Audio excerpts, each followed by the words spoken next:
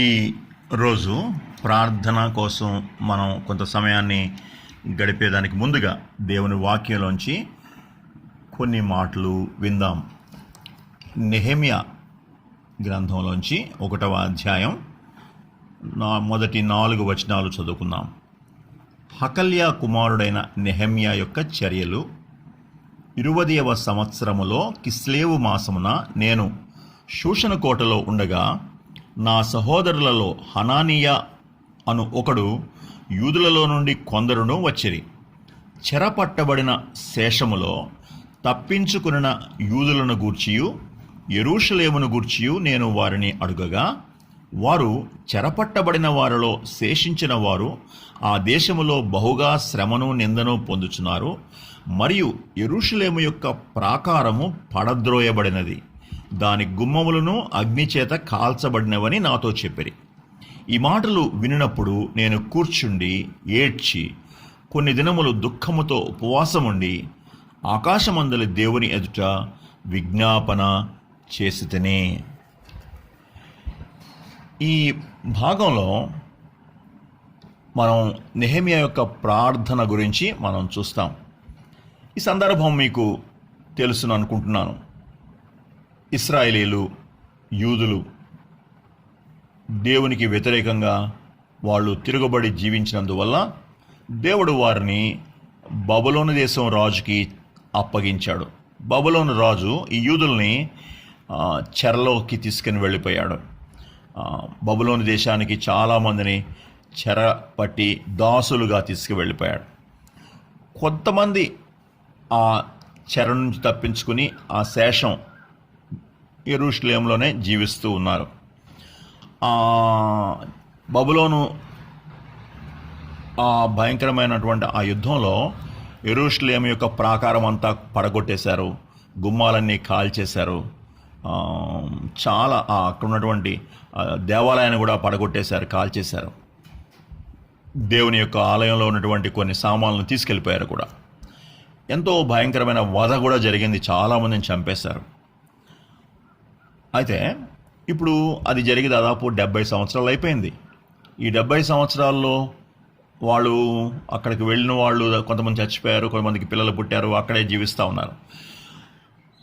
ఈ 70 సంవత్సరాలు అయిపోయే సమయంలో దేవుడు చెప్పాడు, 70 సంవత్సరాల తర్వాత మళ్ళీ నేను మిమ్మల్ని తిరిగి యెరూషలేం తీసుకొస్తాను అని చెప్పాడు. దేవుడు ఒక మాట మాట్లాడిన తర్వాత ఆయన నోట్లోంచి ఒక మాట వస్తే అది యథార్థంగా నెరవేరుతుంది. ఆయనకి తెలుసు 70 సంవత్సరాలు అయిపోతున్నాయని. దేవుని సమయం పూర్తి అవుతున్నప్పుడు బైబిల్లో దాన్ని చాలాసార్లు కాలము సంపూర్ణమైనప్పుడు అనే మాట వాడతాడు. కాలము సంపూర్ణం. కాలం సంపూర్ణం అంటే దేవుని యొక్క సార్వభౌమ చిత్తంలో దేవుడు అనుకున్న కార్యాలు జరగడానికి సమయం అయ్యింది అని అన్నమాట. ఆ విధంగా 70 సంవత్సరాలు పూర్తవుతున్నప్పుడు దేవుడు తన కార్యాన్ని ఆరంభించాలి. ఎందుకంటే మళ్ళీ యూదుల్ని అక్కడి నుంచి యెరూషలేముకు తీసుకురావాలి. అలా యెరూషలేముకు తీసుకుని రావడానికి దేవుడు అక్కడ ఉన్నటువంటి రాజులకి మనసు పుట్టిస్తాడు. దేవుడు వాళ్ళ మనసుల్ని మార్చి మళ్ళీ వాళ్ళు తిరిగి వెళ్ళిపోవడానికి మార్గాన్ని సరళం చేస్తాడు. దేవుడు ఈ కార్యాన్ని జరిగిస్తాడు. అయితే దేవుడు తన కార్యం జరిగించేటప్పుడు దేవుడు ఆ కార్యం కోసం కొంతమంది ప్రార్థన చేయడానికి లేపుకుంటాడు. ఎవరు వాళ్ళు అని అంటే ప్రార్థనాపరులు. దేవుని సత్యాన్ని ఎరిగి, దేవుని మనసును ఎరిగి, దేవుని పాదాల దగ్గర కొంతమంది గోజాడేటువంటి జీవితాలు, ప్రార్థన చేసేటువంటి జీవితాలు కలిగిన వారు, ప్రార్థనా వీరులు. వాళ్ళకి దేవుడు తన భారాన్ని ఇస్తాడు. వాళ్ళకి తాను ఏ కార్యమైతే చేయబోతున్నాడో దాని గురించి ప్రార్థన చేయడానికి వారికి భారాన్ని ఇస్తాడు. వాళ్ళు దేవుని యొక్క హృదయ భారాన్ని దేవునితో పంచుకుంటారు. అలాంటి వాళ్ళ కోసం దేవుడు వెతుకుతూ ఉంటాడు. యజమానుడు వాడుకునేటువంటి అర్హమైన పాత్రలు వారే. ప్రార్థనలో వాళ్ళు పోరాడుతూ ఉంటారు. సహోదరుడా, సహోదరి, నీకు అలాంటి అనుభవం ఉందా? దేవుని హృదయ భారాన్ని ఎరిగి ప్రార్థన చేయడం. నువ్వు ప్రార్థన చేస్తూ ఉన్నప్పుడు దేవుడు తన భారాన్ని మన మీద ఉంచుతాడు. అద్భుతం. ప్రార్థన అనేది కేవలం మన కోసం, మన బిడ్డల కోసం చేసుకునేటువంటి ఒక ఒక కార్యక్రమం కాదు. ప్రార్థన దేవునితో కలిసి సార్వభౌమ చిత్తంలో, లేకపోతే దేవుని యొక్క అద్భుతమైనటువంటి ఆ ప్రణాళికలో పాలు తీసుకోవడం. దేవుడు కార్యాలు జరిగిస్తున్నప్పుడు దేవుడితో కలిసి ఆ ప్రార్థనలో ఏకీభవించి వాటి కోసం ప్రార్థన చేయడం దేవుని యొక్క ఏర్పాటు. అది ఒకళ్ళు ప్రార్థన చేస్తూ ఉంటే దేవుడు తన కార్యాలు జరిగిస్తాడు. సో దేవుని కార్యాలన్నీ కూడా ప్రార్థన అనేటువంటి పునాది మీద కట్టబడతాయనే సత్యం మనకి ఇక్కడ అర్థమవుతుంది. నెహెమ్యా ప్రార్థన చేస్తున్నట్లు మనం చూస్తాం. ఈ అంశంలో వీటిలో నుంచి కొన్ని ప్రాముఖ్యమైనటువంటి పాఠాలు మనం నేర్చుకోవచ్చు. నెహెమ్యా దుఃఖపడి ఉపవాసంతో దేవునికి ప్రార్థన విజ్ఞాపనలు చేయడానికి కారణం ఏంటి? షూషన్ కోటలో ఉన్నాడు ఇప్పుడు నెహెమ్యా. అతనికి అంత దుఃఖం తెప్పించిన విషయం ఏంటి? కొంతమంది వచ్చి చెప్పారు, నా సహోదరులలో 2వ వచనం, హనానీయ అను ఒకడును యూదులలో కొందరును వచ్చిరి, చెరపట్టబడిన శేషములో తప్పించుకున్న యూదులను గూర్చియు యెరూషలేమును గూర్చియు నేను వారిని అడుగగా. వాళ్ళు కొంత సమాచారం చెప్పారు. ఏం చెప్పారో తెలిసిన? ఆ సమాచారం ఏంటంటే, యెరూషలేము యొక్క ప్రాకారం పడద్రోయబడింది, దాని గుమ్మాలు అగ్ని చేత కాల్చబడినాయి. ఇది వాళ్ళు చెప్పినాయి. ఈ మాటలు చెప్పినప్పుడు ఆయన ఎంత దుఃఖం వచ్చిందంటే, ఆయన కూర్చుండి ఏడ్చి కొన్ని దినములు దుఃఖముతో ఉపవాసం ఉండి ఆకాశమందుల దేవుని ఎదుట విజ్ఞాపన చేస్తుని. ఏముంది, ఎందుకు అంత ఏడ్చాడు? ఎందుకు అంత దుఃఖం? ఎందుకు అంత ప్రార్థన చేశాడు? ఎందుకు అలాగ ఉపవాసం ఉన్నాడు అని చూస్తే వాళ్ళకి గొప్ప శ్రమ, నింద వచ్చినట్లుగా మనం చూస్తాం. ప్రాకారం అనేది ఆ దినాల్లో భద్రతకు గుర్తు. ప్రాకారం లేకపోతే ఎవరు పడితే వాళ్ళు వచ్చి వాళ్ళని దోచుకునేవాళ్ళు. ప్రాకారం, గుమ్మాలు. ప్రాకారం ఉండేది చుట్టూ పెద్ద కోటగోడలాగా, దానికి పెద్ద గుమ్మం ఉండేది. ఆ గుమ్మం వేస్తే ఇంక ఎవడు లోపలికి రాలేడనమాట. ఆ ప్రాకారం అనేది అంత భద్రతనిస్తుంది. అలాంటి ప్రాకారం పడిపోయింది. లోపల కొంతమంది ఉన్నారు, బిక్కుమంటూ జీవించాలంతే. ఎవ్వడూ వాళ్ళని కాపు కాయలేరు. అందుకనే ఆ మాటలు వాడబడ్డారు. శ్రమ, నింద పొందుచున్నారు. శ్రమ, నింద, దాంతోపాటు భయం, మరణ భయం, భద్రత లేనటువంటి పరిస్థితి, ఇవన్నీ వాళ్ళని చుట్టుకొని ఉన్నట్లుగా మనం చూస్తాం. అందుకనే నెహెమ్యాకి దుఃఖం వచ్చింది. అయ్యో పాపం, ఎవడొచ్చినా కానీ వాళ్ళకి లొంగిపోయేటువంటి పరిస్థితి. ఎవడేం చెప్తున్నా అయ్యా అలాగేనయ్యా అని వాళ్ళ ప్రాణాల కోసం వాళ్ళని బ్రతిమిలాడుకునే పరిస్థితి. ఈ సిచ్యువేషను కొత్త నిబంధనలో ఉన్నటువంటి మనకి ఏం చెప్తుంది?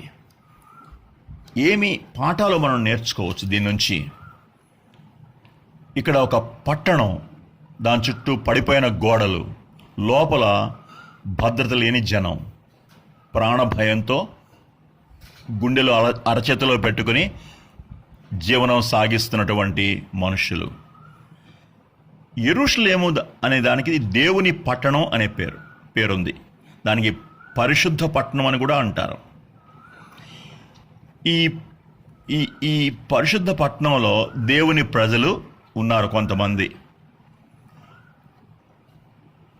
ఇది మన గురించే చెప్తుంది. ఈ ప్రజలు, దేవుని ప్రజల చుట్టూ దేవుని ప్రాకారం ఉండాలి. ప్రాకారం ఏం చెప్తుందంటే సపరేషన్, ప్రత్యేకత గురించి మాట్లాడుతుంది. ఏది దేవునిది, ఏది దేవునిది కాదు, ఏది లోకం, ఏది పరిశుద్ధమైంది, దాని రెండింటినీ డివైడ్ చేస్తుంది. విభాజకంలాగా ఉంటుంది. ఈ గోడ పడిపోయింది అని అంటే అర్థం ఏంటంటే, దేవుని ప్రజల జీవితాల్లో ప్రత్యేకత పోయింది. ప్రజలు రాజీ పడిపోయారు.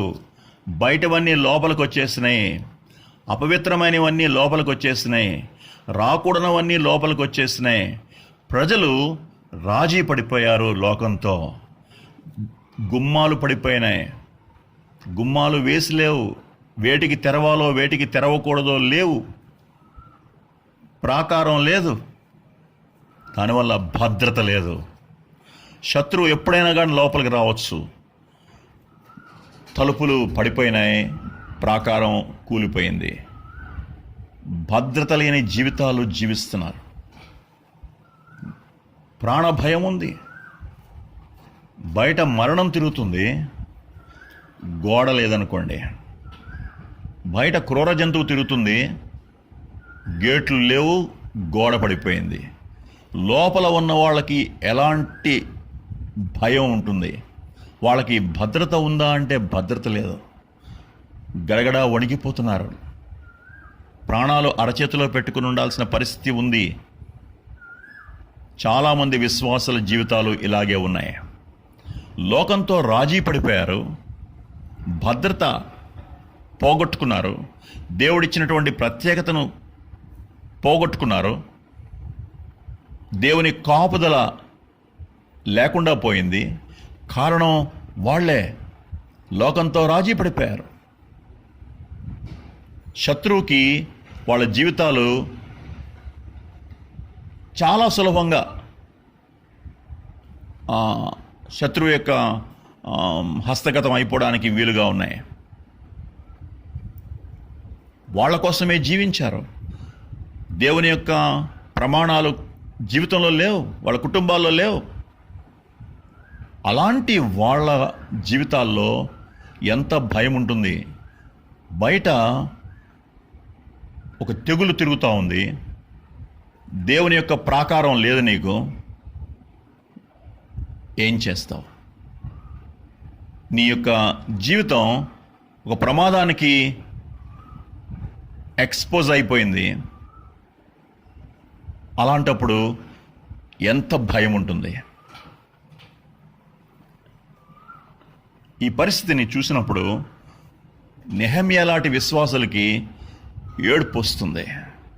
అయ్యో నా తోటి విశ్వాసులు, అయ్యో ఎంతో భద్రంగా బ్రతకగలిగిన వాళ్ళు, ఎంతో సంతోషంగా దేవుని యొక్క కాపుదల్లో ఉండవలసిన వాళ్ళు ఎలాగా అయిపోయారు, ఎలాగ భద్రత లేని బ్రతుకులు బ్రతుకుతున్నారు. ఏ క్షణానైనా వాళ్ళు శత్రువుకి లోనైపోతారు. వాళ్ళ జీవితాలు అపహాస్యం పాలవుతాయి. నింద, దుఃఖం, శ్రమ వస్తుంది వాళ్ళకి. ఈనాడు మన సంఘాల్లో అలాంటి కుటుంబాలు చాలా ఉన్నాయి.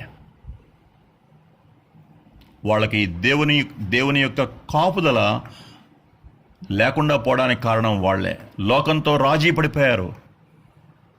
లోకంతో రాజీ పడడం దేవునితో శత్రుత్వం పెంచుకోవడమే. యాకోబు పత్రిక 4వ అధ్యాయంలో 4వ వచనంలో మాటలు ఉంటాయి. లోకంతో రాజీ పడిపోయి దేవునికి శత్రువులుగా మారిపోయారు. ప్రత్యేకత దేవుని ప్రజల లక్షణం. లోకంతో రాజీ పడిపోవడం అనేటువంటి పరిస్థితి వల్ల వాళ్ళ పరిస్థితి చాలా దయనీయంగా మారిపోయింది. భద్రత లేదు, ప్రత్యేకత లేదు, నింద, భయం, శ్రమ వారిని చుట్టుముట్టాయి. ఈ పరిస్థితి వారిని మనలాంటి వాళ్ళ జీవితాల్లో, ప్రార్థనాపరుల జీవితాల్లో దుఃఖం కలిగిస్తుంది. వాళ్ళని చూసినప్పుడు చాలా దుఃఖం వేస్తుంది. వాళ్ళ దగ్గర చాలా డబ్బులు ఉండొచ్చు, వాళ్ళు పైకి చాలా సంతోషంగా ఉన్నట్లు కనబడవచ్చు, కానీ వాళ్ళు ప్రమాదంలో ఉన్నట్టు మనకు అర్థమవుతుంది. నీకు నాకు అర్థమవుతుంది. ఆత్మీయులుగా ఉన్న వాళ్ళకే అర్థమవుతుంది. అది నువ్వు నేను చేయాల్సిన పని ఏంటంటే